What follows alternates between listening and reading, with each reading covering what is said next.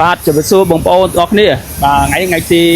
15 ខែ3 ឆ្នាំ 2026បាទឥឡូវយើងទៅឡើងលំមកបានមួយទៀតណាបងណាប្រភេទលំមកពណ៌លឿងហើយហៅពណ៌មាសពណ៌ហុងស៊ុយបាទយើងឡាយជាមួយនឹងពណ៌ខៀវណាពណ៌ខៀវ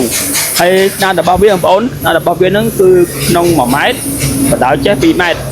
សាច់ក្រៅ1ម៉ែត្រខ្សែគុណនឹង2ម៉ែត្រ7បងប្អូនណាហើយយើងមានក្រចកខ្នោនោះចំពណ៌នេះមានពណ៌ក្រហមបាទមានទាំងពណ៌ក្រហមពណ៌ខ្មៅពណ៌ខៀវឡាយជាមួយតែព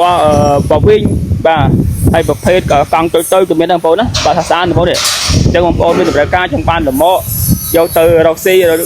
កស៊ីអាជីវកម្មផ្សេងៗតែពាក់ព័ន្ធនឹងគ្រឿងលម្អបងប្អូនអាចមើលបានទីតាំងខ្ញុំនៅខាងផ្សារបាយលូ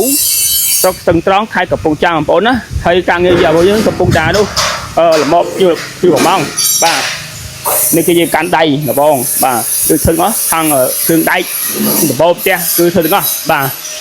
ហើយលម្អនេះគឺជាលម្អញើបងប្អូនណាបាទនេះ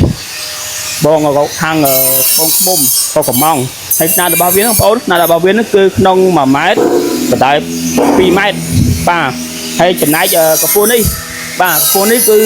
កម្ពស់55ណាកម្ពស់55គាត់ដឹកយកដឹកស្អីដាក់ដឹកឯងប៉ុន្តែគាត់កំងចឹងនេះមកចឹងហើយគាត់យកប្រភេទកស្រួចបាទនេះកស្រួចណាបាទបើស្រួចបាទហើយខាងក្រោមនេះយើងក្រាបាតណាក្រាបាតគាត់បាទក្រាបាតខាងចែកគាត់មកស្អាតបាទនេះចឹងបងប្អូនមានតម្រូវការចង់កំងលម្អអាចកំងបានបាទតាមលំកៅកំងចង់បានអាចប៉ុណ្ណាបងប្អូនហើយកំងបាទនេះតាមបងប្អូននៅខាងបងឃុំបកឲ្យ100ហើយទៅធ្វើឲ្យគាត់ហើយខោហើយនៅតែយើងដាក់សម្លឹកកង់ឲ្យទៀតហើយចឹងបងប្អូនមានតម្រូវការចង់ធ្វើអាចចាក់ដល់មកនេះជាកាន់ដៃបាទកាន់ដៃលបង